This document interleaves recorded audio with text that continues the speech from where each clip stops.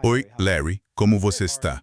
Oi, Mário, bom te ver de novo. Fico feliz em ver que está saudável e bem. Não pegou aquele resfriado terrível que você teve. Ah, sim, claro, claro. O pior resfriado dos últimos anos começou no dia da guerra, mas conseguimos superar. E você foi muito paciente comigo enquanto o European Union tossia, espirrava e assoava o nariz. Mas é um prazer falar com você de novo, muita coisa mudou desde então. Naquela época a gente se perguntava, a guerra vai passar do fim de semana? Vai durar uma semana? Até onde os Estados Unidos vão? E agora? Estamos falando se os Estados Unidos vão enviar tropas, se vão tomar a ilha Karg, vão enviar tropas para apreender o urânio enriquecido que o Irã possui. Outros países vão reabrir o Estreito de Hormuz, que está fechado há cerca de 2 semanas. Então, nos dê uma visão geral, Larry, de onde estamos com a guerra e qual é sua análise sobre os objetivos militares e estratégicos de ambos os lados. Claro, Trump e os israelenses estão encurralados. Acho que eles tinham muitas expectativas falsas quando iniciaram esta guerra. Recebemos informações na última semana que, creio, ajudam a explicar por que os Estados Unidos e Israel estavam tão confiantes no início. Ao que tudo indica, para crédito do Mossad, o Mossad havia de fato recrutado Ismail Haniyeh, o chefe do Corpo da Guarda Revolucionária Islâmica do Irã, como agente a serviço de Israel. European Union viu os relatos. Você acha que são verdadeiros? Acho que é verdade. Mas, novamente, estamos assumindo que as informações divulgadas dizem que ele estava sempre tipo, cadê o Wally ou Forrest Gump? Ele estava sempre nessas reuniões críticas e eventos históricos. E então desaparecia pouco antes dos assassinatos começarem. Ligando ao assassinato de Hassan Nasrallah, dizendo que ele deveria estar nessa reunião no Líbano, e ligando ao ataque que quase decapitou a liderança do Irã em 13 de junho passado. E então ele deveria estar nessa reunião em 28 de fevereiro. E pelo que me disseram, ele estava lá, e então se ausentou 8 a 15 minutos antes da bomba explodir. E acho que isso foi a gota d'água para o pessoal de inteligência e contra-inteligência. Eles o prenderam, concluíram que ele era um agente a serviço de Israel e o executaram. Acho que, do ponto de vista do Ocidente, de Washington e de Tel Aviv, eles assumiram que, com Kony nessa posição, ao eliminar essa alta liderança, poderiam trabalhar com Kony para que o Corpo da Guarda Revolucionária Islâmica do Irã passasse para o seu lado, apoiasse um levante e derrubasse a República Islâmica. Bem, isso não aconteceu. Então você está dizendo que ele pode ter sido uma das pessoas que Trump tinha em mente para liderar uma operação de mudança de regime. E quando Trump disse que ele não estava mais lá, não foi porque ele foi morto pelos ataques, possivelmente ele foi preso pelo Corpo da Guarda Revolucionária Islâmica do Irã e executado, como você disse, como informou o relatório, correto? Agora, o que o Ocidente também não levou em conta foi o efeito que esse ataque surpresa de 28 de fevereiro teria sobre os jovens, sobre as pessoas de 20 e 30 anos no país. Porque lembre-se, a última vez que o Irã foi atacado assim foi em setembro de 1980, por Saddam Hussein. Então, digamos que você tenha nascido em 1 de setembro de 1980. Você teria agora 46 anos. Você não teria memória real disso. Você tinha 8 ou 9 anos quando aquela guerra terminou. Então, a European Union não lembro muito dessa idade, e nada sobre política ou eventos mundiais. Então, essas pessoas agora, entre 18 e 46 anos, estão muito mobilizadas. Falei outro dia com um jovem iraniano que ainda tem o próprio podcast, e a European Union o colocaria na categoria de quem, em dezembro de 2025, não apoiava a República Islâmica. Agora ele é um apoiador fervoroso. Então os Estados Unidos erraram a conta nesse aspecto. O que estamos descobrindo é que Donald Trump ignorou os avisos da comunidade de inteligência, bem como dos militares.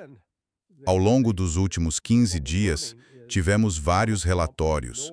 Um deles diz que o general Dan Kane, presidente do Estado-Maior Conjunto, desaconselhou veementemente isso. Havia muitas incógnitas e muitos riscos potenciais. Na segunda Soviet da semana passada, vazou no Washington Post que o Conselho Nacional de Inteligência, que responde a Tulsi Gabbard no escritório do diretor de Inteligência Nacional, já havia alertado. A chance de mudança de regime no Irã é muito baixa e suspeito que eles não sabiam então do nível de penetração que o Mossad tinha. Isso é algo operacional que eles não costumam compartilhar com os analistas. E no fim de semana, o Wall Street Journal publicou que Trump foi avisado de que o Irã fecharia o Estreito de Hormuz, mas ele ignorou o alerta. Então agora você vê o aparato de inteligência de Washington se afastando do presidente Trump e basicamente dizendo que a culpa é dele. Trump, por sua vez, continua a fazer declarações absurdas, como a "destruímos 100% das capacidades militares do Irã. Portanto, precisamos da China, da França, da Alemanha e dos britânicos para nos ajudar a abrir o Estreito de Hormuz." Espera aí. Se vocês destruíram 100% da capacidade militar do Irã, por que precisariam da ajuda de alguém? Deveria estar aberto. Não deveria haver nenhum contra-ataque. Mas a verdade é que, apesar das afirmações iniciais de que haviam dizimado a capacidade de mísseis balísticos do Irã, o Ocidente não o fez. Na verdade, European Union continua a afirmar, com base em vídeos das cidades de mísseis subterrâneas no Irã, que o Irã tem mais mísseis balísticos do que o Ocidente estimou. E isso ocorre justamente no momento em que o Ocidente, os dois sistemas-chave para derrotar mísseis balísticos vindos do Irã, o sistema de defesa contra mísseis balísticos de alta altitude e os mísseis interceptores, Patriot, foram efetivamente esgotados. Acabaram. Não há mais disponíveis. E se Quer dizer que estão quase saindo. Quando você diz acabaram, quer dizer que estão quase acabando? Acho que já acabaram completamente.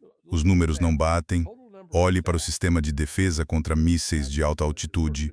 O número total de unidades desse sistema produzidas até 1º de janeiro de 2025 foi de 900. E a produção anual ultimamente tem girado em torno de 80 unidades. Então vamos arredondar para 1.000. Para cada míssil, você United States 2 unidades desses sistemas. Agora, vamos supor que nunca mais se tenha usado outro sistema desse. Mas sabemos que isso não é verdade. Usaram vários deles em junho passado, mas vamos dizer que haja 1.000. Isso significa que podem derrubar 500 mísseis balísticos iranianos, porque são necessários 2 desses sistemas por míssil. Pois bem, ao longo desses 15 dias, o Irã já lançou 640 mísseis. Certo?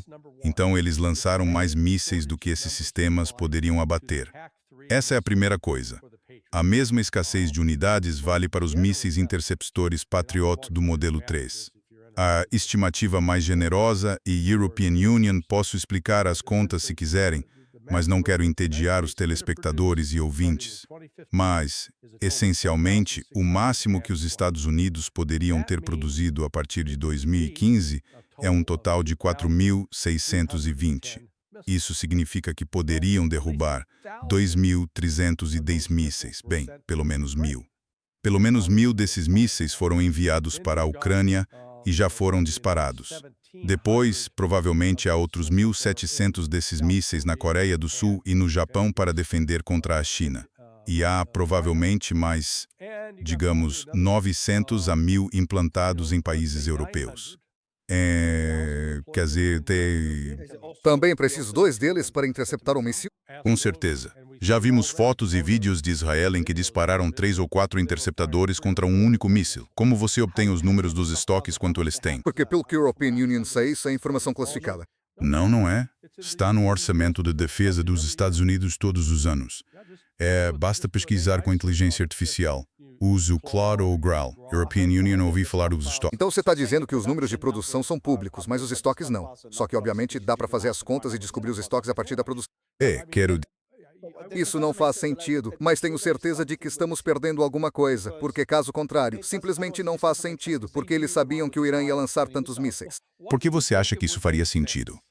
Admiro o seu amor pela lógica e pela razão, tá? Mas essa ideia de que, sim, eles vão pensar nisso cuidadosamente, eles vão planejar. Só posso dizer o que vi quando trabalhei na Agência Central de Inteligência, especialmente no programa Contras. E a European Union estava lá quando o Congresso cortou o financiamento aos Contras. E esse programa, para Ronald Reagan, então presidente, era uma das 5 maiores prioridades de política externa. A primeira era combater os soviéticos no Afeganistão. Os Contras eram a segunda prioridade. A terceira era combater os soviéticos e os cubanos em Angola. Esses eram os 3 principais. Dos outros 2, European Union, nem me lembro. Quando o financiamento foi restabelecido, você pensaria que a Agência Central de Inteligência, por ser uma prioridade tão alta, colocaria suas melhores pessoas nisso e teria um plano claro. O cara que chefiava a força-tarefa da América Central na época se chamava Alan Fears. E o que ele fez? Bom, sabíamos que precisávamos de aviões para reabastecer os Contras. Mas, em vez de comprar um tipo único de aeronave, que permitiria ter um único conjunto de peças de reposição para manutenção, ele comprou uns 5 tipos diferentes de aviões, o que aumentou o custo de manutenção e de reparos dessas aeronaves. E então nomearam um cara para comandar a base na Ilha Swan, que seria o ponto de reabastecimento. E acabou que ele era um alcoólatra crônico. Então, em vez de pôr as melhores pessoas e trabalhar isso logicamente, como você imagina, tudo virou jogos burocráticos e amizades pessoais. Uma das razões pelas quais os Estados Unidos fabricam tão poucos mísseis Patriot é o custo. Pelo que eu vi, varia de 4 a 6 milhões de dólares. Mas eles ainda são montados à mão. Os Estados Unidos não os produzem como os chineses, em massa, com máquinas e robôs. É estranho, não é? Deve ser complexo em certos aspectos. Dessa forma, dá mais lucro para Lockheed. É aí que entram os incentivos financeiros. Sem estatística fez, ala lossugo atuani. É aí que entram os incentivos. Mas ainda não levamos em conta os toques de Israel e dos países do Golfo. Então a European Union, sei que os países do Golfo tinham mísseis interceptadores do Sistema de Defesa Terminal de Área de Alta Altitude. Arábia Saudita, cerca de 360 segundo estimativas. Emirados Árabes Unidos, várias centenas até 1000, entre 500 e 1000. Não há estimativas para o Catar. Isso sem contar os mísseis interceptadores Patriot de capacidade avançada número 3. Mas todos eles constam daquelas cifras de produção iniciais de que a European Union falava. Não disseram, estamos produzindo 4.630 ou 20 só para os Estados Unidos. Isso foi produção global. Quer dizer, é isso que torna tudo tão louco. Isso preocupa. É preocupante. Então eles não... Por que nós... Mas então como? Então, se não, o motivo de algo estar estranho é que ainda estão sendo interceptados. Mísseis estão sendo interceptados em todos esses países. Como você sabe, pelo que vemos, não estamos vendo mísseis cair nos países do Golfo. Israel é um pouco mais difícil, mas pelo que as pessoas com quem falo lá, sei que a censura, etc., que a quantidade de mísseis caindo agora é muito menor do que na Guerra de 12 Dias. Obviamente a destruição é menor do que a mídia diz, mas os países do Golfo, por exemplo, estão interceptando a maioria dos ataques. Eles estão tendo dificuldades com drones. Isso é o que a European Union não entendo, porque estão com dificuldades contra drones. Além disso, eles têm ainda mais censura que Israel. Então a European Union não sei ao certo. Eles estão mentindo. Eles alegam que estão interceptando. O Irã causou os danos que precisava causar. As instalações militares dos Estados Unidos, aos radares e às instalações de comunicações. Agora, uma das coisas que evitaram atacar foram as usinas de dessalinização. E a razão para isso está muito ligada à teologia xiita, porque a fundação do cismo está basicamente ligada ao Imam Hussein e sua famosa batalha em que ele enfrentou 3.000 guerreiros sunitas. Ele tinha 70. Foram privados de água por 3 dias e morreram. Mas esse martírio permanece dentro da teologia sunita. E então um sunita me explicou. Ele disse que não vamos matar nossos irmãos muçulmanos, privando-os de água. Não vamos fazer com eles o que fizeram com o Imam Hussein. E European Union, pensei. Certo, faz sentido. Então tem contado uma mentira atrás da outra, por exemplo, na Arábia Saudita, só havia 5 petroleiros, mas só um deles foi danificado. Os outros 4 estavam bem. Não é verdade. Não é verdade. Mas não vimos nenhum prédios desabando ou grandes estragos. Estamos falando fora de registro. Em Dubai, por exemplo, houve uma explosão há 3 dias bem ao lado da minha casa. Vi os danos, passei por ali. São principalmente estilhaços no prédio. De novo, é um prédio que a European Union passa todos os dias. Na outra explosão, a European Union literalmente estava lá quando explodiu. Também parecia que o drone foi interceptado antes de atingir o prédio, que o depósito de petróleo de Fujairah está pegando fogo. Agora estou falando sobre os Emirados Árabes Unidos porque acompanhei esse caso mais de perto do que os outros países do Golfo. European Union moro lá, e esse estava queimando. Disseram que foi um drone que atingiu o depósito de petróleo. Mas não houve danos como os que vemos em Israel, um míssil atingindo, um prédio pegando fogo ou desabando. Por isso suponho que ou o Irã não está atacando os Emirados Árabes Unidos com mísseis ou então nos relatórios diários dos Emirados aparece um certo número de mísseis. European Union viu o relatório antes, 6, 3, 4 mísseis por dia. Talvez as munições estejam em falta. Obviamente os Emirados dizem que não, outros países do Golfo dizem que não e os Estados Unidos dizem que não, o Trump diz que não, mas se tivessem acabado de vez não veríamos um nível maciço de destruição, a menos que estejam usando mísseis Patriot versão 2, sei que relatos de que esses estão sendo usados. Se reduziram para mísseis Patriot versão 2, lembre-se, eles são muito menos eficazes do que o Patriot versão 3. Capacidade muito mais limitada. No fim das contas, é uma mitologia que foi construída em cima disso, porque já vimos isso antes. Basta voltar ao caso da Ucrânia. Dizem que, depois de cada ataque russo, sim, derrubamos 90%. Bem, agora, sabemos que a Ucrânia recebeu cerca de 1.000 mísseis Patriot. E nos últimos 4 anos a Rússia disparou 12.000 mísseis balísticos e de cruzeiro. As contas não batem de jeito nenhum. Sim, as contas não batem. Existem outras formas de interceptar esses mísseis além dos sistemas de defesa aérea e dos... Não. Talvez o sistema EGS, mas, pelo que sei, as baterias EGS estão implantadas na Romênia e na Polônia, não na Ucrânia. Há algum no Golfo para Israel? Israel tem, sim? Não, não tem. Eles têm o seu próprio. Não, eles têm. Portanto, o primeiro nível de defesa de Israel é a cúpula de ferro. A cúpula de ferro consegue interceptar foguetes de voo lento e drones. Sim, consegue lidar com esses. Normalmente o Hezbollah dispara, certo? Mas, como vimos na outra noite, o Hezbollah disparou por 4 horas e Israel não conseguiu detê-los. Então foi... Em seguida vem a funda David. Isso cobre mais ou menos o nível seguinte, abaixo do Patriot. Deixe-me colocar desta forma. Embora a European Union acredite que estejam completamente esgotados, o que lhes resta é tão pouco que não fará diferença alguma. E serão esgotados até o fim desta semana. E não há, como você disse, um plano para dizer, ok, temos de intensificar, vamos abrir essas fábricas, vamos fabricá-los em ritmo acelerado, vamos fabricar 100 por dia, em vez de, sabe, agora são cerca de 620 por ano, então, sabe, isso dá cerca de 50, 60 por mês na produção atual. Esse é um número muito baixo. Se você imaginar as guerras se intensificando e os Estados Unidos lidando com uma guerra em múltiplos frontes, quão despreparado está o país, por exemplo, em relação a Taiwan? Se houver um conflito lá, ou um confronto direto com a Rússia, quão despreparada também está a Europa? E quanto ao Estreito de Hormuz, Larry? Há conversas sobre outros países se juntarem aos Estados Unidos. Eles recusaram. O Trump disse que alguns estão se juntando, sim. Por que envolvê-las? É mais uma jogada estratégica porque o Irã não vai atacar outros navios. É para que eles assumam os danos? Qual a vantagem estratégica nisso?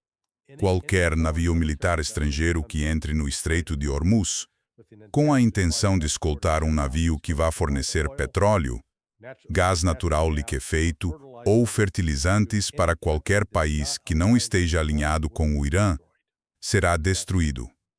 É simples assim. E você mencionou Taiwan. Estão numa posição interessante. Veja só, mas acho que, no início da semana passada, disseram que Taiwan tinha cerca de 8 a 10 dias de estoque de gás natural liquefeito. E, quando isso acabar, vai começar uma paralisação. E acho que, em parte da fabricação de chips, isso vai afetá-los bastante. e não há fonte alternativa de gás natural liquefeito para eles.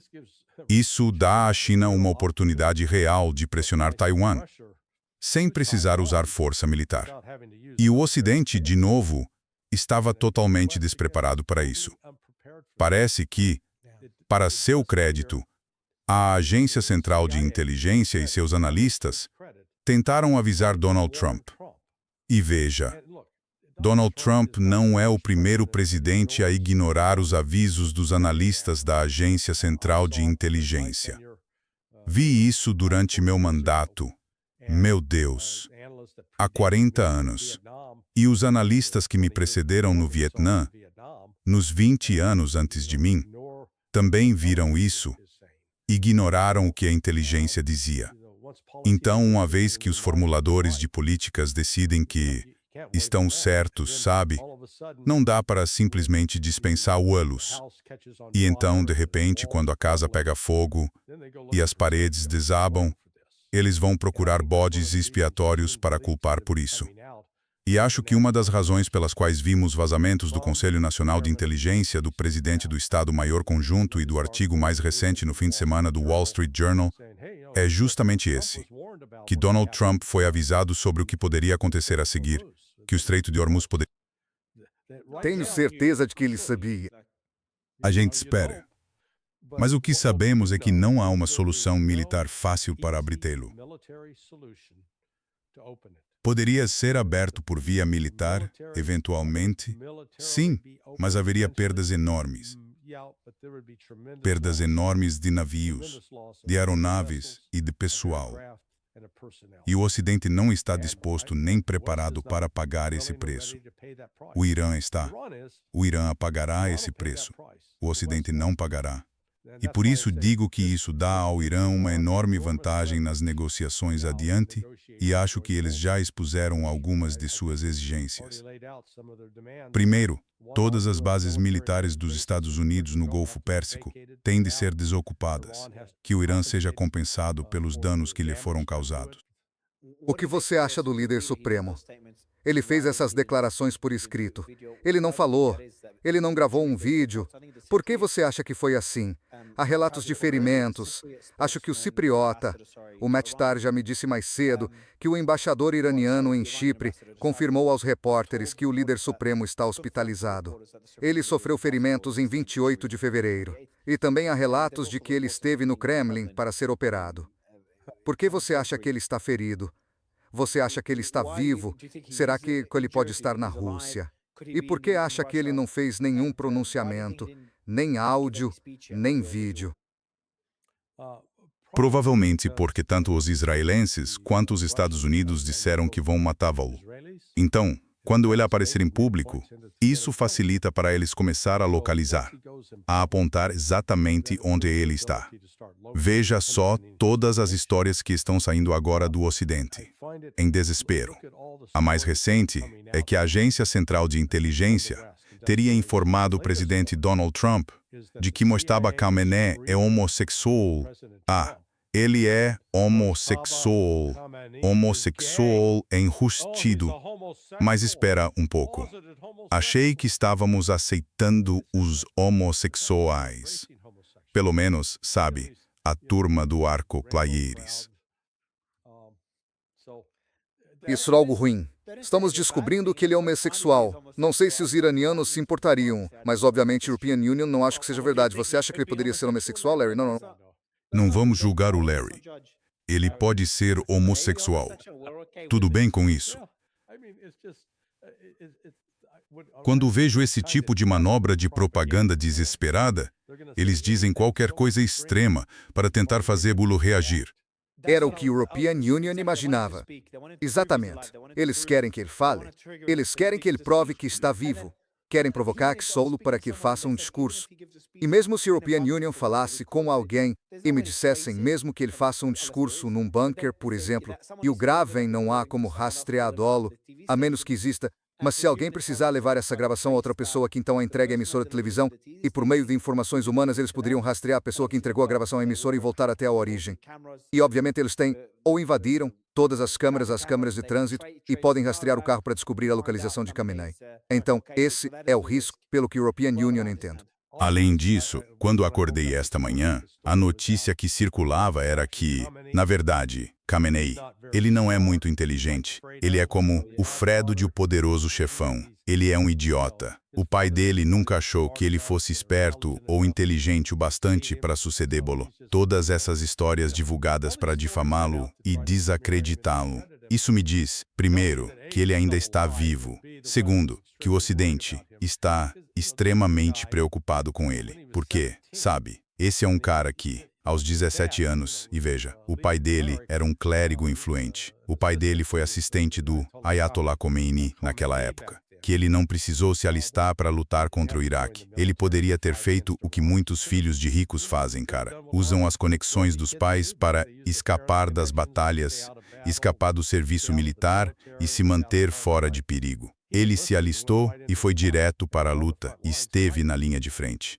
e se provou em combate. Então, se quiserem usar isso como argumento de que ele não é muito inteligente porque se expôs ao perigo, beleza, siga com essa ideia. Mas esse é um cara que é um verdadeiro herói de guerra no Irã. E assim ele traz a credibilidade de ser ao mesmo tempo um estudioso islâmico e um guerreiro, sabe? Ele realmente, por assim dizer, encarna o Imam Hussein, fundador do ciismo. Sim, com Boré.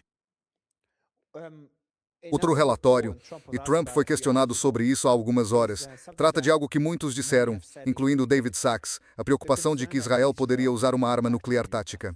Não sei se já falamos sobre isso antes, acho que não, mas perguntaram isso ao Trump. A resposta dele foi bem surpreendente. Ele disse, eles não fariam isso. European Union sei que eles não fariam isso ou nunca fariam, o que essencialmente confirma que Israel tem uma arma nuclear, mas isso é uma discussão antiga, certo? Isso é uma preocupação válida. Há dois tipos de preocupação. Uma é que Israel use uma bomba nuclear tática. A outra é que o Irã desenvolva. Eles têm urânio enriquecido. Podem desenvolver também uma bomba suja e atacar um país do Golfo, uma base dos Estados Unidos ou Israel. Então existe risco de qualquer um dos lados usar uma arma nuclear, alguma forma de...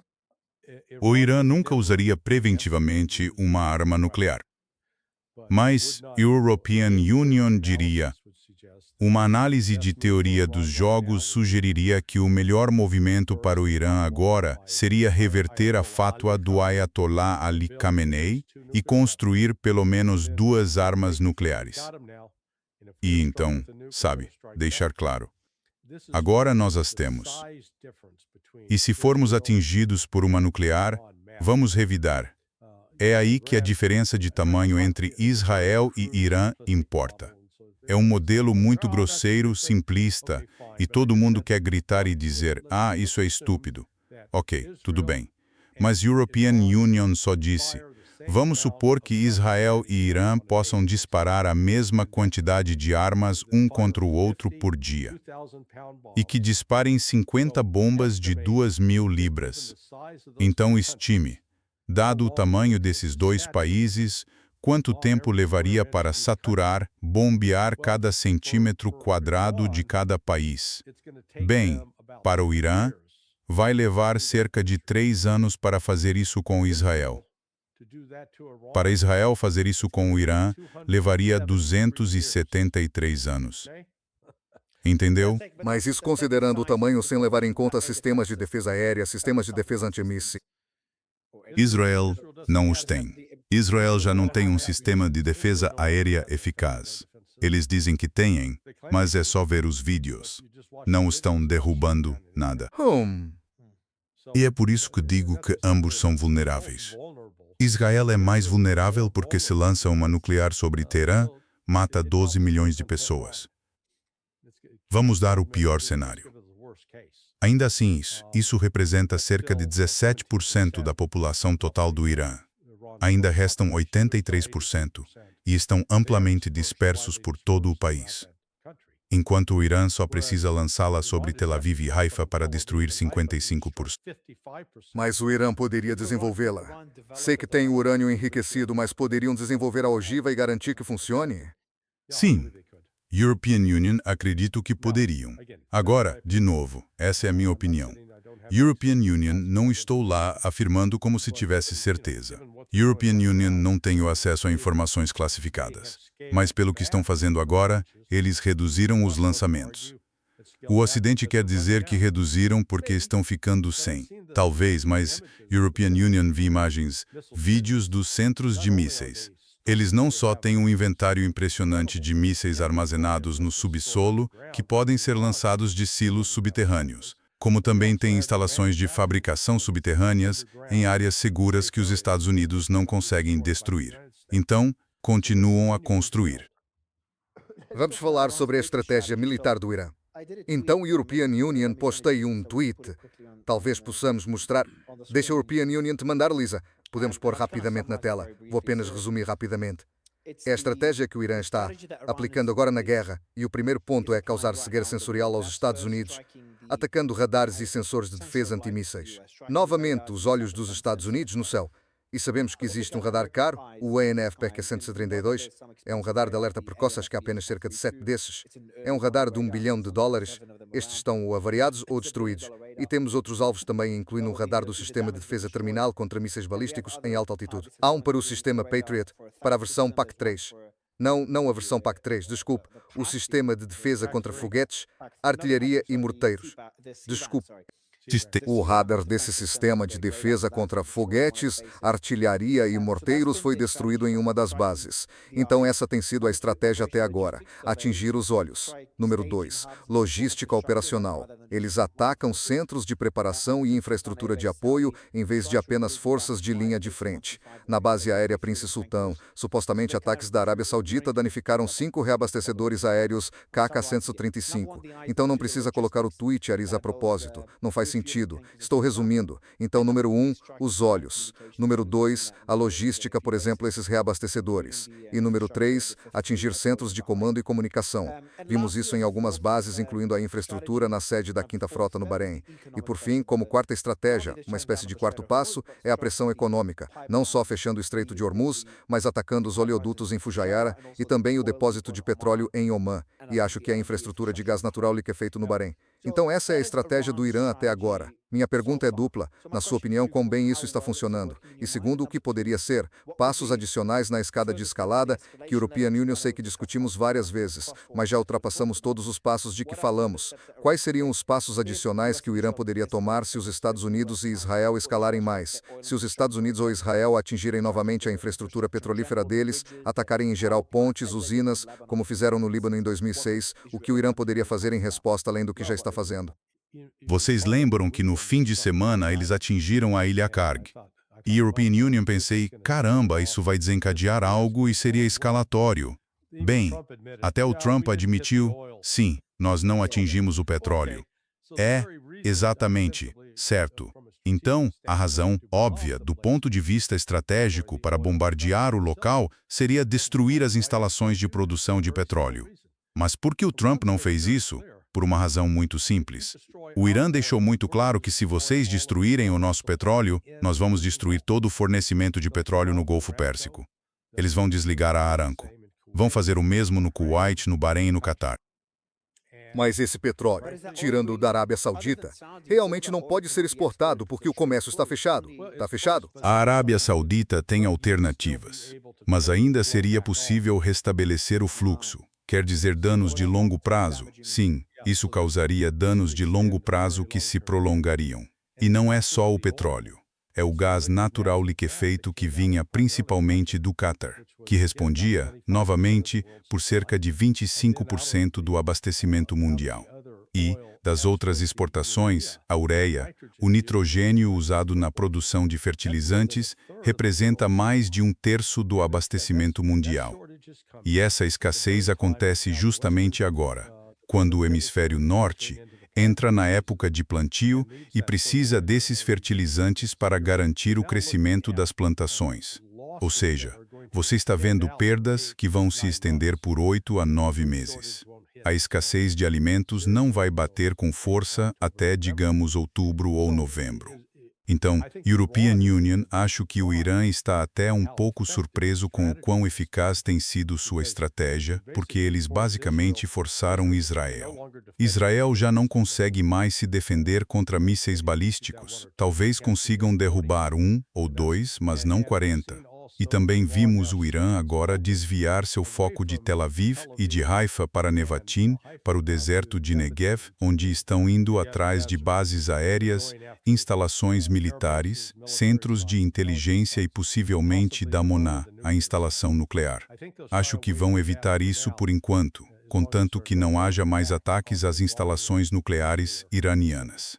Primeiro, uma notícia positiva, finalmente. Segundo o site Axios, uma linha direta de comunicação entre Steve Witkoff e Abbas, o ministro das Relações Exteriores do Irã, foi reativada nos últimos dias. Então, segundo Axios, existe uma linha direta de comunicação entre os Estados Unidos e o Irã. O que, espero que seja um passo na direção certa. Continuo acreditando que esta guerra vai acabar em breve. Mas com base nas circunstâncias que você descreveu, o esgotamento dos sistemas de defesa aérea, a falta de munições, o estrangulamento energético, os ataques diários aos países do Golfo que estão sofrendo danos de reputação, além de prejuízos econômicos e no mercado imobiliário, e muitas pessoas deixaram esses países, muitos expatriados, e Israel sendo atingido diariamente, e agora o envolvimento do Hezbollah sobrecarrega ainda mais as defesas aéreas israelenses. Somando tudo isso, além do fato de que o Irã está sendo bombardeado pesadamente diariamente, mais de 3.000 alvos, 3.500, talvez até mais, perdi a conta.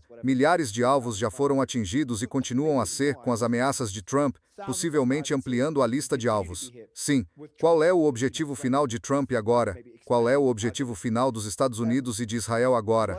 Há relatos de que Israel está até preocupado com a possibilidade de Trump abandonar repentinamente esta guerra e fechar algum tipo de acordo de paz, deixando Israel na mão. Essa é uma preocupação que supostamente Israel tem. Gostaria de saber sua análise sobre o que pode acontecer a seguir. Pai. Bem, primeiro, Israel e os Estados Unidos praticamente não têm mais alvos militares viáveis acima do solo no Irã. Estão todos subterrâneos, estão bem protegidos. Eles poderiam ampliar para infraestrutura e alvos civis também. Se atacarem a rede elétrica do Irã, o Irã vai cortar toda a eletricidade no Golfo. Dubai, Doha, Riyadh, Bahrein, Manama, todos ficarão sem eletricidade. E o Irã deixou isso muito claro. Vai ser olho por olho, dente por dente. Mas, em termos de tentar anular a capacidade do Irã de conduzir uma guerra, os Estados Unidos, basicamente, ficaram sem opções. Missão.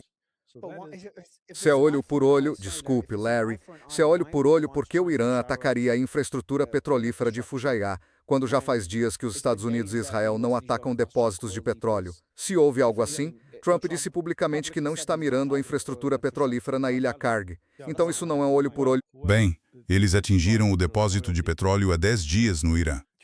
Mas foi só isso.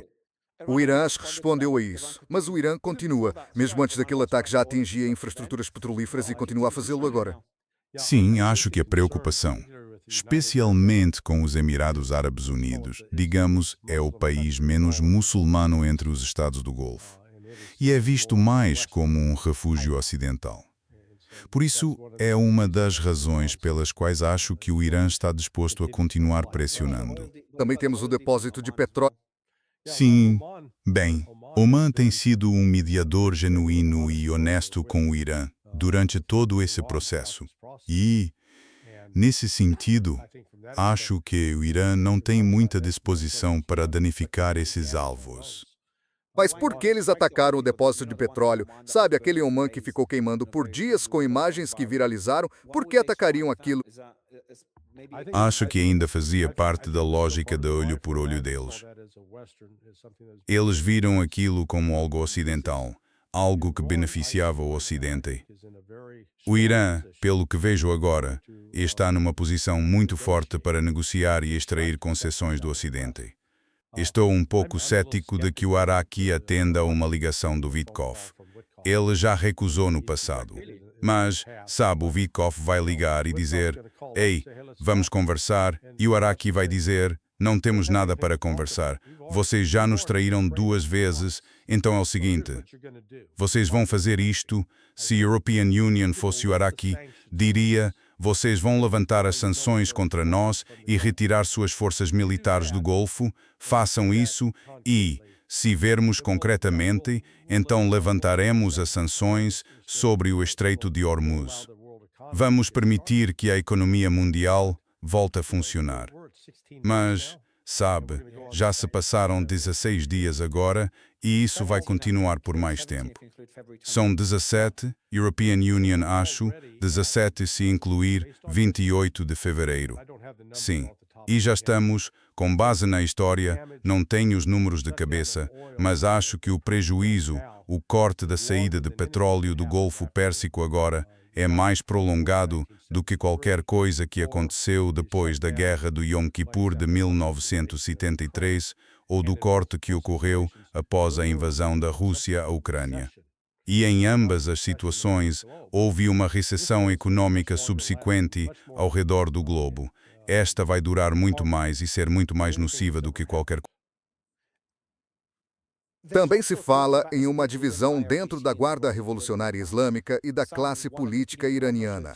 Alguns querem continuar a guerra. Não sei se chegou a ver o relatório. Alguns querem continuar a guerra, vingar a morte de Khamenei e infligir o máximo de dano possível a Israel e aos Estados Unidos. E há outro segmento da Guarda Revolucionária Islâmica ou da classe política do Poder Executivo que quer negociar, que quer o fim da guerra. Quem você acha que tem a palavra final? Podemos ver uma cisão, uma divisão mais profunda dentro do Irã? E você acha que a ausência de aparições públicas de Khamenei e os rumores sobre sua morte ou ferimentos poderiam também levar a novas divisões no governo iraniano? Porque também há relatos difíceis de verificar de membros da Guarda Revolucionária Islâmica tirando as fardas, membros do Basij abandonando seus postos porque aparentemente Israel os está atacando com drones. Estamos vendo imagens disso. Israel afirma que iranianos estariam passando informações para o Mossad sobre os pontos de controle do Basij para serem atacados. Então, quanto de verdade você acha que há nisso? Ou existe também a possibilidade de que o Irã esteja enfrentando problemas internos? Acho que tudo isso são invenções das agências de inteligência de Israel, do Reino Unido ou dos Estados Unidos. Eles conduzem operações de informação, e muito disso é para tentar influenciar a opinião no Irã. Mas a European Union não confiaria nisso de forma alguma porque a realidade é que o Irã está vencendo. Não é o Irã que busca um cessar-fogo. São os Estados Unidos. European Union fez uma postagem, Larry. Acho que os Estados Unidos estão perdendo estrategicamente e o Irã pode estar vencendo nesse plano, mas acho difícil dizer que o Irã, no geral, está vencendo, porque apesar das preocupações que você mencionou sobre falta de munições e aumento dos preços da energia, quando você vê fotos ou vídeos de Netanyahu andando em público, indo a um café livre em Israel, e aí você nem consegue um áudio do líder supremo do Irã. Só de olhar esses dois fatos, ver a vida seguindo normalmente no Golfo. Entendo que estejam com dificuldades, mas nada comparável ao Irã. E o Irã está em chamas diariamente, com colunas de fumaça por toda parte. É difícil argumentar que o Irã está vencendo. Sabe o que European Union quero dizer? O único argumento que faço é que eles vencem estrategicamente ao fechar o Estreito de Hormuz, mas isso é mais uma vitória estratégica assimétrica. Bom, você viu 2 dias atrás o presidente Posetsky caminhando pela rua. Verdade, verdade, posando. E aí, tudo bem, tirando selfies. O mesmo com o Arati. E você viu o povo iraniano, centenas de milhares na praça enquanto eram bombardeados. E você não viu gente correndo em pânico. Não, eles estão firmes. Por isso, European Union disse, não, o Irã está vencendo. Eles não são os desesperados tentando descobrir quem fez isso acontecer. E é aí que, de novo, a retórica do Trump está tão desconectada da realidade. Ele afirma, acabamos de destruir 100 deles, mas os dois lados simplesmente inventam coisas. Como o Irã já afirmou 5 vezes ter destruído e afundado o porta-aviões dos Estados Unidos, esse tipo de alegação vem dos dois lados. Sim, não discordo disso. Mas parece que o Abraham Lincoln foi danificado, sofreu alguns danos. Ouvi falar disso, sim. Sim, está se mantendo bem longe do Irã. Quer dizer, veja, os porta-aviões, em teoria, lá na Segunda Guerra Mundial, chegavam perto o suficiente da costa, Tinham sua escolta de destroyeres e cruzadores que tentavam abater aviões kamikaze japoneses, mas estavam perto o bastante para lançarem suas aeronaves. Aeronaves podiam sair, realizar os ataques e voltar. Eles não, nem o Ford, nem o Lincoln, nem o George H.W. Bush, está se aproximando bastante do Irã, porque eles temem que o Irã vá afundá-los. Eles se afastaram mais nos últimos dias. Você viu esses relatos, né? Sim. Então, eles se afastaram mais. Força terrestre, não há como inserir e usar uma força terrestre com eficácia no Golfo Pérsico. E o que você acha daqueles 2.500 fuzileiros navais indo para o Comando Central das Forças Armadas? É só os Estados Unidos a exibir músculos insignificantes. Quer dizer, o que representam 2.200? Primeiro, você vai desembarcá-los na Ilha Karg? Ok. Vamos desembarcar os fuzileiros navais na Ilha Karg. Como você os leva até lá? Porque os fuzileiros navais não vão pular de aviões. Eles não são tropas aerotransportadas. Eles são tropas anfíbias. Então isso quer dizer que você tem que trazer um navio grande o suficiente para desembarcar. Esse navio seria um alvo gigantesco. Seria afundado antes de chegar à costa. Digamos que, na verdade, eles vão tentar desembarcar em algum ponto do Estreito de Hormuz. Certo. Você tem 2.200 fuzileiros navais, e isso corresponde a cerca de 2.000 quilômetros de litoral. Ou seja, cerca de 1.600 milhas. Então você tem só 2.200 fuzileiros navais. O que você faz? Vai pôr um fuzileiro naval e meio por milha? Se espalhem, pessoal. Tentem ficar à vista. O que eles vão fazer? Então, quero dizer, é um absurdo falar sobre isso. Acho que existe uma forma de os Estados Unidos militarmente abrirem o Estreito de Hormuz.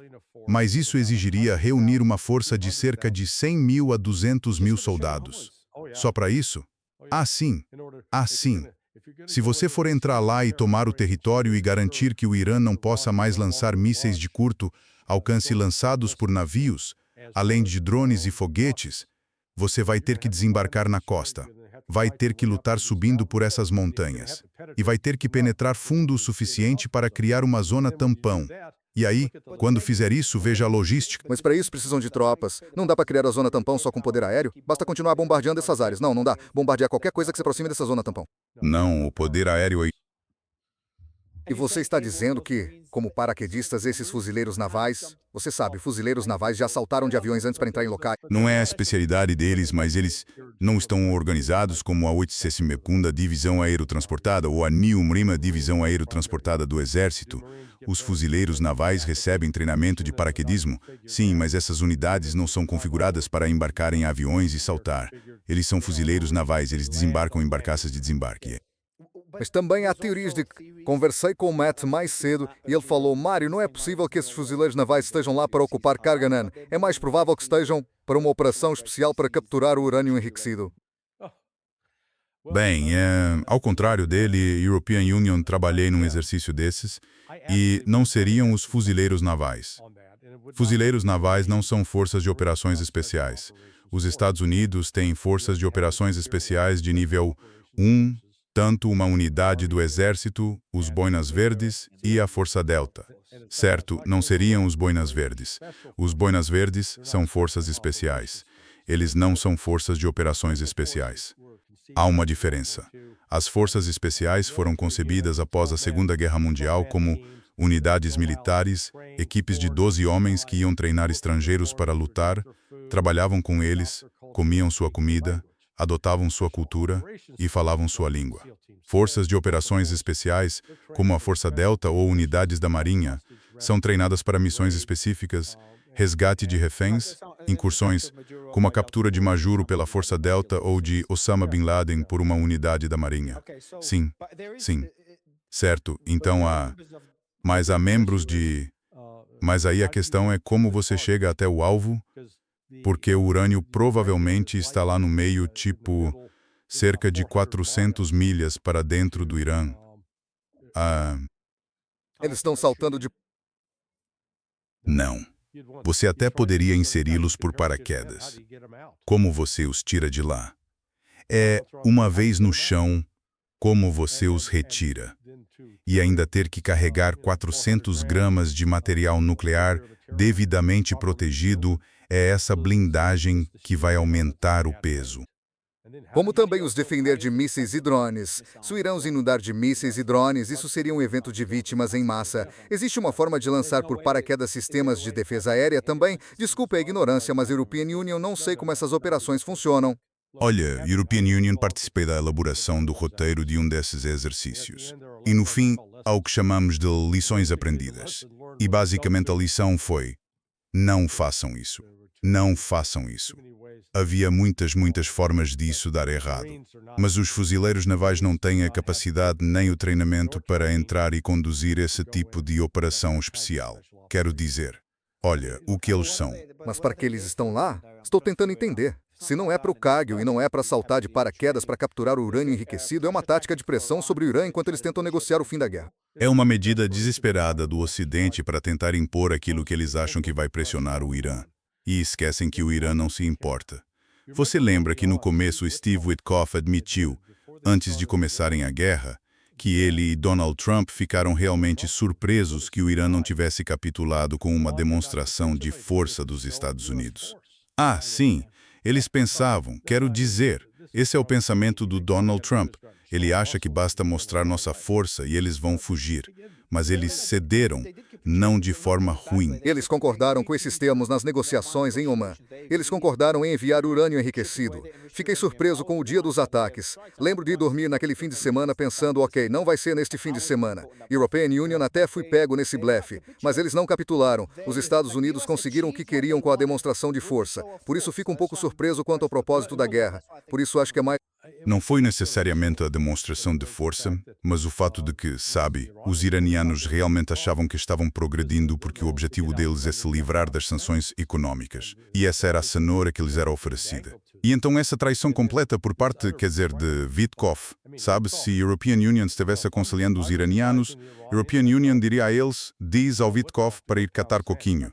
Vocês não vão mais negociar com ele não tem credibilidade, ele mentiu. Não uma, mas 2 vezes. Guerra de 12 dias, sim.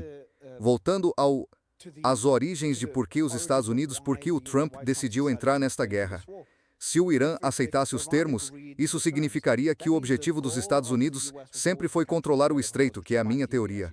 Como você sabe, o argumento ligado à China é que isso estrangula a China, que importa cerca de 40% do seu petróleo por esses estreitos. Então isso daria poder de pressão do Trump sobre a China antes da próxima reunião com Xi Jinping.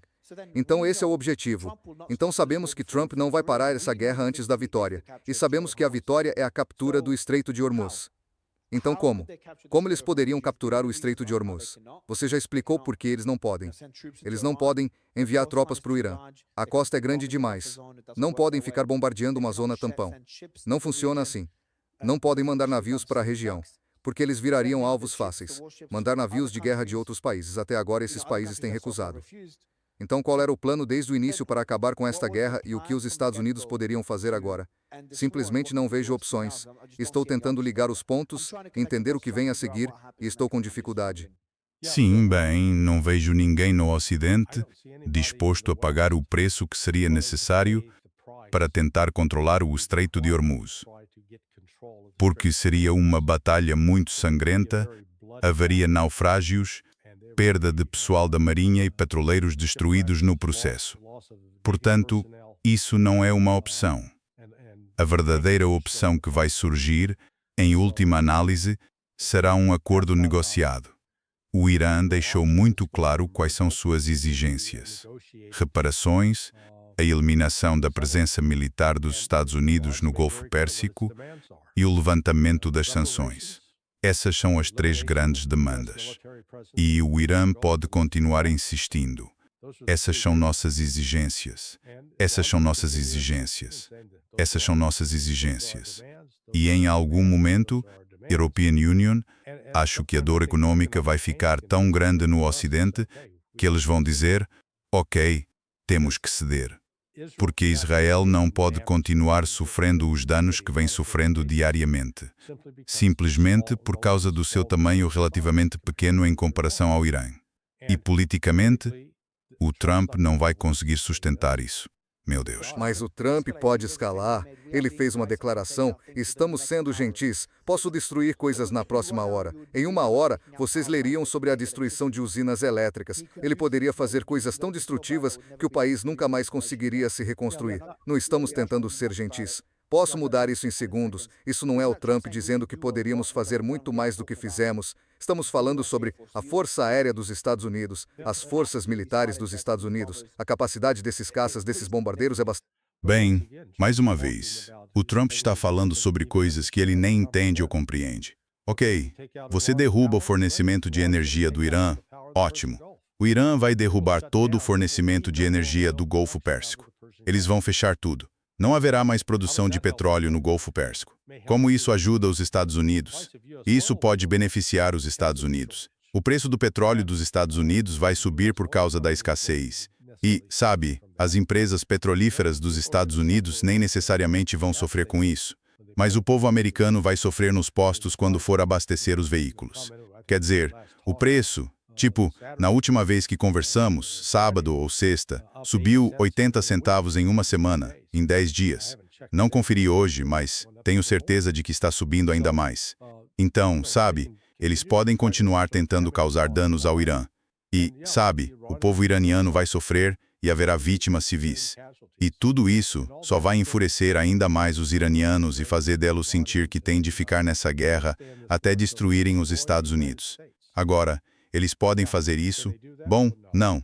Mas eles vão causar danos significativos aos Estados Unidos, de modo que os Estados Unidos não serão mais bem-vindos. E também politicamente para Trump. Não, escuta, o Trump está acabado. Na verdade, acho que estou bastante confiante de que os democratas vão ganhar tanto o Senado quanto a Câmara em novembro nas eleições de meio de mandato. Mas acho que, inicialmente, European Union preve que os democratas iam destituir o Trump por impeachment e forçar Delo a sair. Sabe de uma coisa? Acho que vão manter Delo por mais 2 anos simplesmente porque ele é um palhaço e, em vez de transformar Delo numa vítima ao tirar Delo do cargo, vão deixar Delo lá, porque ele será uma figura tão tóxica.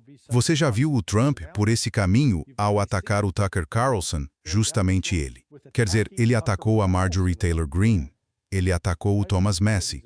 E o ataque dele ao Thomas Massie, o que aconteceu? Isso fez o apoio ao Massie subir de 50% para 67%. Sério? O apoio ao Massie aumentou desde então? Ah, sim. Sim, depois que o Trump fez uma aparição em Chicago, em Kentucky, na semana passada, onde levou o Ed Goren com ele. E European Union conheço o Fast Ed. Conheço o Ed, meu Deus, há 27 anos. Antes desse evento, Goren e Massie nas pesquisas estavam praticamente empatados. Depois disso, as novas pesquisas mostraram 67% para Massie e 32% para Goren. Como o European Union disse, a suposta influência do Trump com o pessoal do Faça a América Grande de Novo, há crentes ferrenhos que acham que ele não pode errar, mas ele está perdendo apoio em todos os setores. Então, sabe, é improvável que os republicanos consigam manter tanto a Câmara quanto o Senado. E nesse ponto, ele será um presidente enfraquecido. Mas European Union, vejo que acho, os democratas vão se concentrar em processar por impeachment os subordinados do Trump e em agir contra pessoas como Kristi Noem com o Kash Patel. Então, haverá alguns leais a Trump, como Pam Bondi no Departamento de Justiça, e vão persegui-lo Lelos também por questões relacionadas a Epstein. Então, o futuro do Trump está muito, muito ruim. E ele será visto como o perdedor nessa história. Outra coisa também acabou de acontecer. Posso reforçar seu ponto, Larry? Agora mesmo. Desculpe. Então a queda é considerável. Lisa, se você puder reproduzir o tweet que acabei de te enviar. Mas é um vídeo de um ataque com um drone a um hotel. E o hotel se chama Al-Rashid, em Bagdá. Fica bem no centro de Bagdá. E uma delegação da União Europeia com vários funcionários diplomáticos europeus está hospedada nesse hotel. Lisa, se puder reproduzir isso aí. Isso chegou há poucos minutos.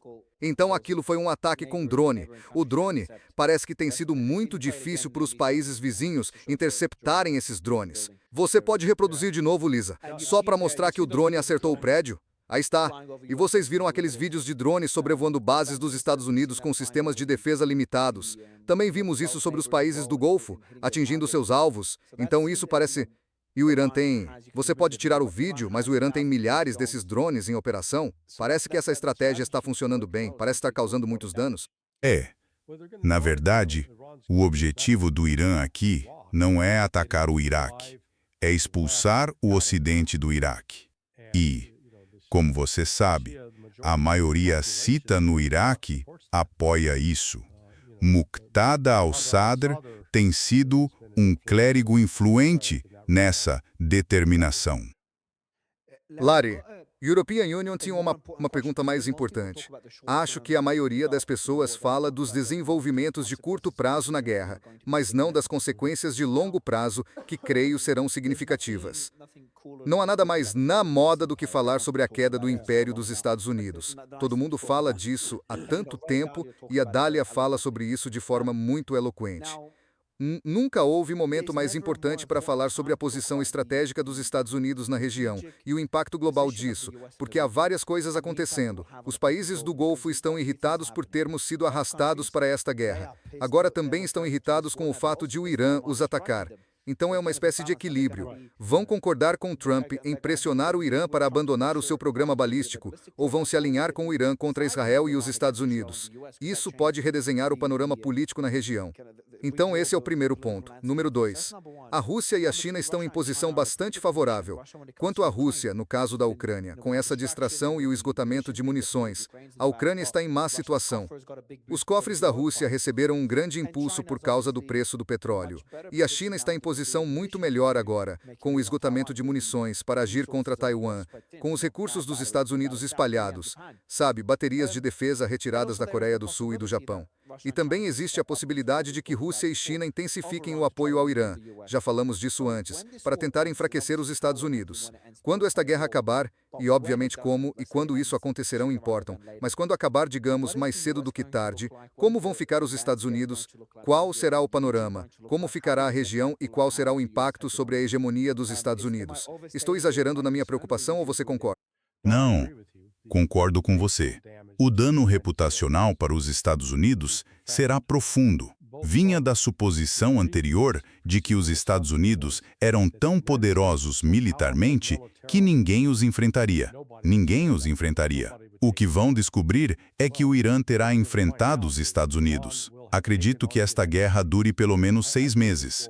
Então, sabe, isso vai nos levar até o final de agosto ou até setembro. É uma loucura.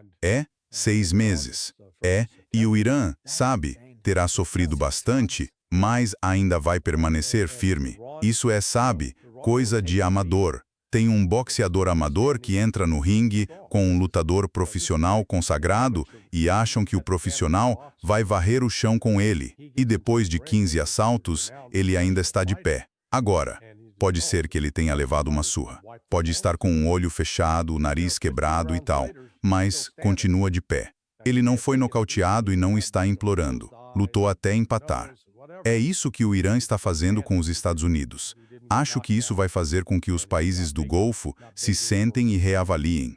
Eles basicamente disseram, nos ligamos aos Estados Unidos no passado e concordamos em comprar boa parte da dívida dos Estados Unidos, comprar esses títulos do Tesouro dos Estados Unidos, para que os Estados Unidos pudessem continuar a gastar dinheiro como um marinheiro bêbado, porque achávamos que os Estados Unidos eram fortes o suficiente para derrotar o Irã. Não conseguiram. E aí, acho que as relações com o Sul Global por meio do Grupo Brasil, Rússia, Índia, China e África do Sul, particularmente com a China e com a Rússia, passarão a ser vistas como um caminho melhor. Dou crédito ao Irã por lidar com a situação com a Índia de forma muito inteligente.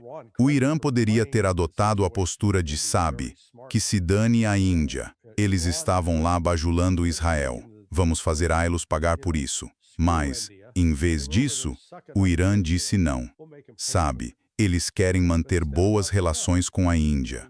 O Modi sofreu muita pressão na Índia por suas aventuras em Israel, e acho que o Irã está aproveitando e adotando o caminho mais nobre. Sabe, o Ocidente tanto menospreza a base religiosa dos citas no Irã, Mas foi exatamente essa base religiosa que impediu, durante a guerra com o Iraque, por exemplo, o Irã não construiu armas químicas e não as usou em retaliação.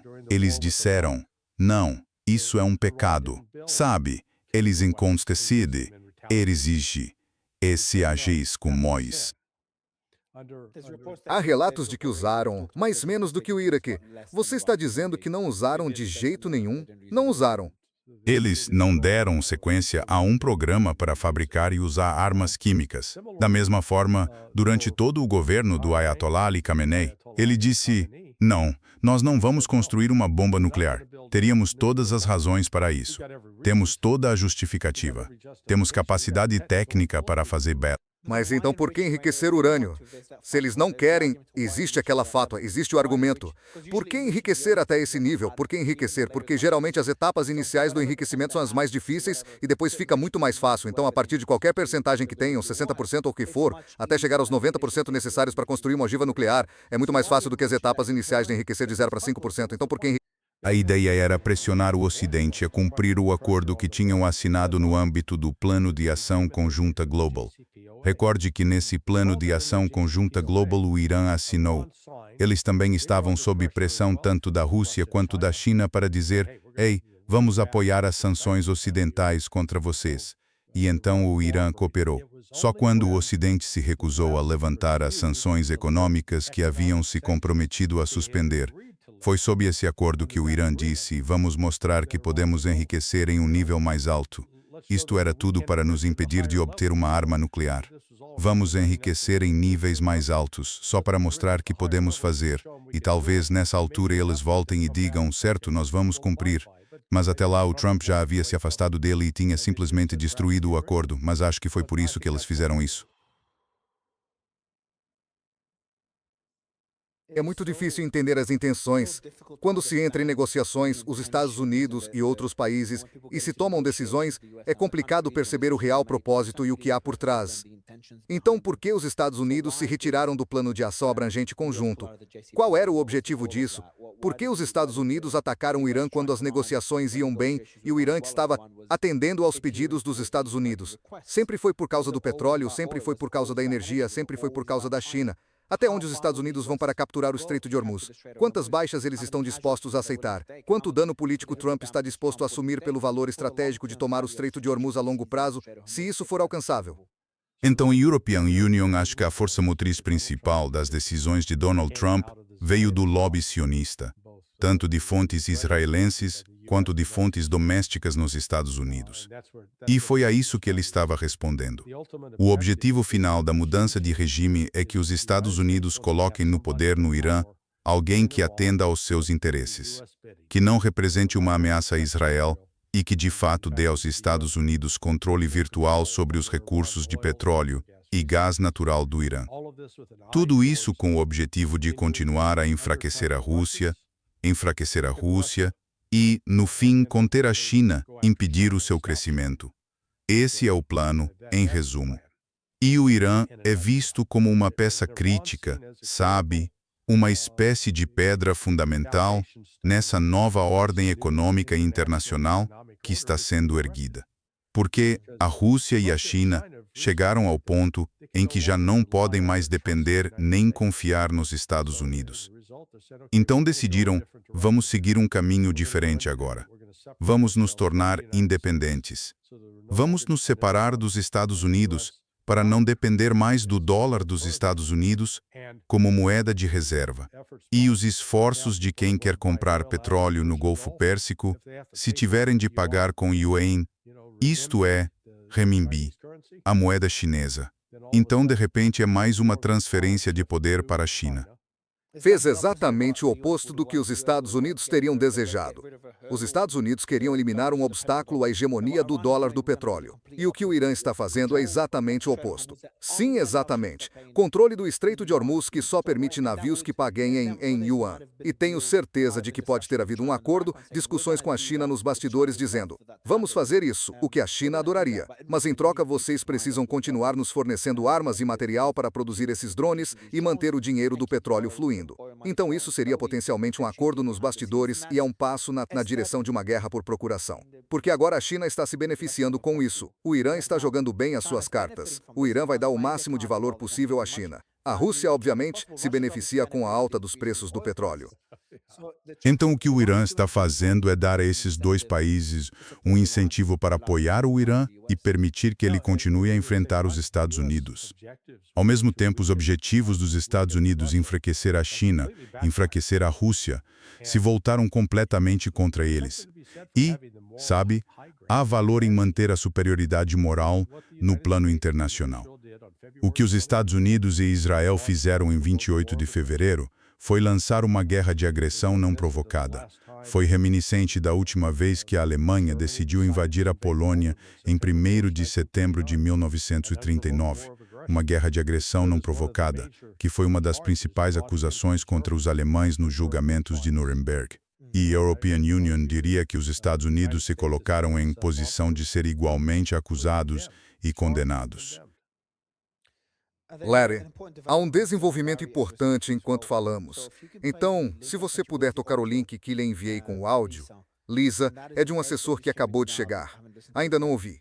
Mas é um assessor dizendo, basicamente, que é um áudio vazado no qual o assessor de Khamenei, Mujtaba, afirma que sobreviveu ao ataque que matou o pai e outros familiares porque saiu de casa momentos antes do míssil atingir a residência. Ou seja, o Mujtaba saiu de casa, o que é meio estranho.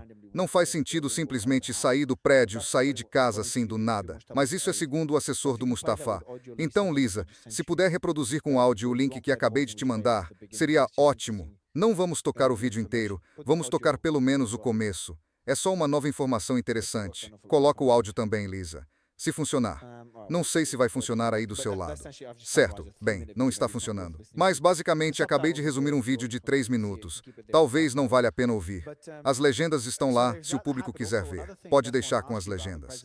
Então aconteceu isso. Outra coisa. Queria te perguntar, o presidente da Espanha disse algo numa entrevista ao programa The Rest is Politics. Ele disse que hoje Israel está mais isolado internacionalmente do que antes da guerra. E por que seria isso? Porque Netanyahu tomou uma decisão muito errada na resposta ao ataque terrorista do Hamas. Portanto, basicamente, as pesquisas mostram que Israel está mais isolado do que nunca. Mas com o Irã enfraquecido a esse nível, Larry, Israel não seria agora a última superpotência ou hegemon no Oriente Médio? Então não há outro país que possa enfrentar Israel, exceto talvez a Turquia. Certo. Bem, European Union questiono essa afirmação de Israel. Sei que Israel reivindica status de superpotência, como Netanyahu teria dito outro dia. Mas vamos lembrar, este é o Israel que não conseguiu derrotar o Hamas, mesmo depois de mais de 28 meses. Mas isso não, porque eles não têm capacidade. Assim como os Estados Unidos, o exército mais capaz do mundo, não conseguiu derrotar o Estado Islâmico ou o Talibã. Acho que é simplesmente a dificuldade de eliminar um movimento, uma ideologia ou uma insurgência.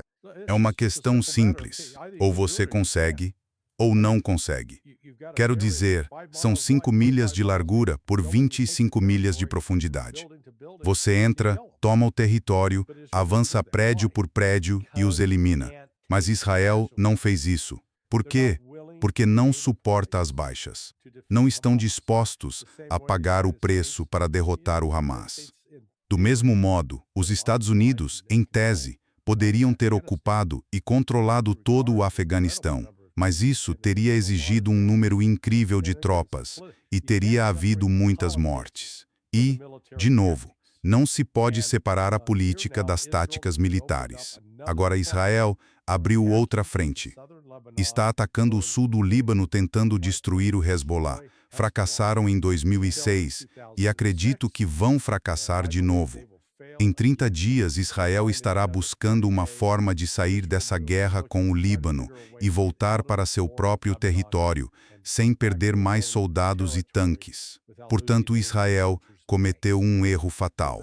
Agora está lutando em 3 frentes. Está combatendo o Hamas, está combatendo o Hezbollah, está combatendo o Irã. Na verdade, os Houthis provavelmente vão atacar o Lestat Center. Os Houthis podem se juntar à guerra. Você viu isso? Que diferença isso faria? Que grande diferença você acha que os Houthis fariam? É só mais uma fonte de perdas para Israel. E para o mercado energético global também, com o fechamento das rotas de navegação. Sim, porque com os Houthis já está efetivamente fechado, mas eles têm permitido algum tráfego. Acho que, na verdade, os Houthis, neste caso, vão afundar o porta-aviões dos Estados Unidos. Se ele ainda estiver no Mar Vermelho, será afundado. Isso então vai realmente escalar e colocar uma pressão enorme em Donald Trump. Sam. E a última coisa que quero te perguntar, Larry, é só sobre o Líbano. O que você espera ver por lá? Porque o Hezbollah mostrou suas capacidades. Achei que eles tivessem sido neutralizados. Vimos a chuva de foguetes desde alguns dias atrás. Continua até hoje. Isso me surpreendeu muito. Muito surpreendente. Porque a European Union pensei que as rotas logísticas para importar armas tivessem sido fechadas, bloqueadas pelo mar por Israel e da Síria por Al-Shara. Mas não parece, porque eles ainda têm foguetes significativos e os bombardeios diários de Israel de algum modo não destruíram tudo. Sim, o que as pessoas subestimaram. Quando as pessoas diziam acabou o Hezbollah, European Union pensava exatamente o contrário. European Union dizia, não, eles não acabaram. Existem essas rotas terrestres, vamos chamar elas de rotas de caravanas, que têm milhares de anos. Quero dizer, elas passam por diferentes territórios tribais.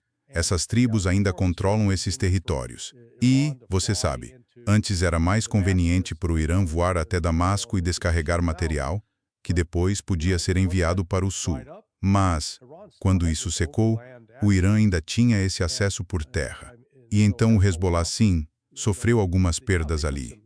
E como resultado dessas perdas, eles mudaram suas operações. Eles pararam de usar telefones celulares, pararam de usar meios pelos quais poderiam ser facilmente rastreados. E agora, voltamos a 2006, porque a realidade não muda. No terreno, você luta contra uma força entrincheirada em bunkers escondidos. Eles podem emergir do solo, podem te emboscar e depois se recolher de novo no subsolo. Israel vai perder isso e provavelmente vai perder 2.000 soldados no processo. Quando chegarem a cerca de 2.000, vão se retirar. Isso é um número grande, cara. 2.000 soldados para eles. Eles estão tentando mobilizar 450.000 agora, o que mostra o desespero. Pense nisso. Isso é o tamanho total do atual exército dos Estados Unidos. Certo? Israel está tentando mobilizar reservistas que representam todo o efetivo do atual exército, em serviço ativo dos Estados Unidos. Então você acha que isso seria significativo? Porque em 2006, na Primeira Guerra, eles perderam menos de 200, acho que uns 130, 120 soldados. Sim, então você está dizendo que essa invasão será mais prolongada. Se for mais prolongada, com mais tropas envolvidas e mais território, eles podem perder ainda mais soldados do que em 2006. Sim, apesar do Hezbollah ter sido bombardeado por meses e do seu aliado e fornecedor, o Irã também está sendo bombardeado e suas rotas logísticas terem sido fechadas. Muitas delas foram fechadas. Você ainda acha que o Hezbollah poderia infligir tantas baixas? Sim. European Union chamou isso de a falácia de Iwo Jima. Se você já acompanhou a Batalha de Iwo Jima na Segunda Guerra Mundial, os Estados Unidos tinham curaçados e também porta-aviões ao largo de Iwo Jima. E a gente bombardeou aquela ilha como se não houvesse amanhã por 2 semanas. Incrível. Bum, bum. Virou pedaços. E quando os Estados Unidos desembarcaram, os japoneses tinham ficado escondidos, protegidos, e saíram. E mataram perto de 4.000 americanos ao longo daquela batalha de 2 meses. Então, sabe, acho que o Hezbollah está numa situação parecida. Eles foram muito subestimados em termos de capacidade pelo Ocidente. E agora já estão mostrando que impediram várias investidas e tentativas de avanço das forças de defesa de Israel. E acho que isso vai continuar. Sim, me lembra um filme. É tipo um ator do Homem-Aranha que, como soldado, não queria segurar uma arma. Ele só resgatava soldados do topo da colina e os levava para baixo. Não sei se foi em Iwo Jima. Acho que foi em Saipan. É fascinante. Eles bombardavam aquele lugar sem parar e, de alguma forma, sempre que tropas americanas subiam, encontravam japoneses de novo e de novo. Foi bem mais intenso do que vimos aqui, uma espécie de bombardeio em escala, e ali só havia soldados sem civis. Acho que Mel Gibson dirigiu e produziu esse filme. mas foi uma história real. Baseou-se num objetor de consciência que não queria matar ninguém, mas queria salvar vidas, e ele manteve suas convicções.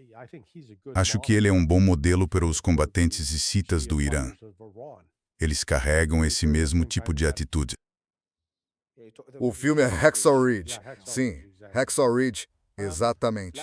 Larry, foi uma conversa muito boa e aprofundada. Gostei bastante. A gente cobriu tanta coisa, um panorama grande da guerra. Agradeço o seu tempo e por ter ficado acordado até tão tarde. Descanse. Vou ficar aqui como um pai te aconselhando. Se European Union tossir igual ao Mário... Não, precisamos encerrar a entrevista. Você está tossindo, Mário? Só me acuse de pai intrometido. Ah, que bom. Obrigado, Larry. Agradeço muito. Beleza, meu amigo, fica bem. Até mais, cara.